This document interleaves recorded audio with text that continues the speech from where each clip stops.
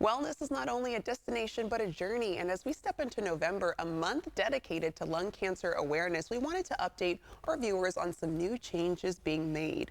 We're joined by Dr. Luis Godoy, who is the thoracic surgeon at UC Davis Comprehensive Cancer Center and spokesperson for the American Cancer Society. Welcome, Dr. Godoy. Oh, thank you. Thank you for this opportunity to be here today to talk about this very important topic. Yeah, to that, exactly. Very important. So we were just saying November is Lung Cancer Awareness Month, and the American Cancer Society just made some significant changes to their lung cancer screening guidelines earlier this month. What can you tell us about the changes they've made?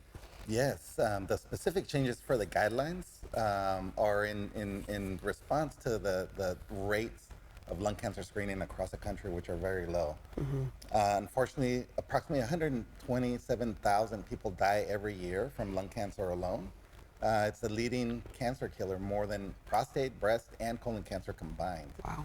The previous guidelines stated that people that qualified for lung cancer screening were those between the ages of 55 to 74. Okay.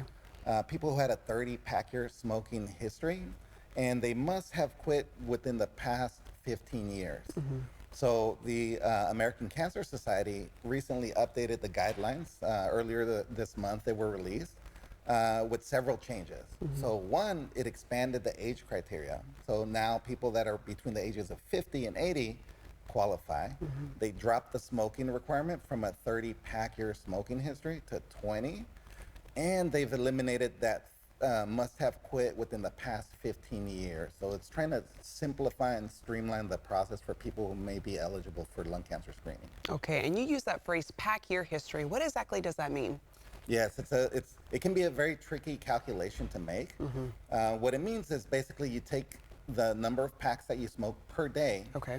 And you calculate. So basically, if you smoke 1 pack per day for 20 years, that qualifies as 20 pack years. Got it. If you smoke 2 packs per day for 10 years, that qualifies as 20 pack years. So the calculations can be a little bit tricky. So what we advise patients is if they have a smoking history and they fall within this age range between 50 and 80, to please talk to your doctor because they can help you with those calculations that can be a little bit confusing to see if you qualify for screening. Right. To the updates with these guidelines, how do you hope this helps change and decrease the amount of lung cancer patients that you have? Yeah, so these guidelines, what it does by broadening the criteria, we estimate that approximately 5 million more people who are at risk will eventually be qualified to undergo screening. And so what that means is that we're hoping that by broadening the net for screening, that we'll be able to catch lung cancer in the earlier stages when it's most treatable. Okay, all helpful information, important for our viewers to know. Dr. Luis Godoy, thank you so much for joining us today.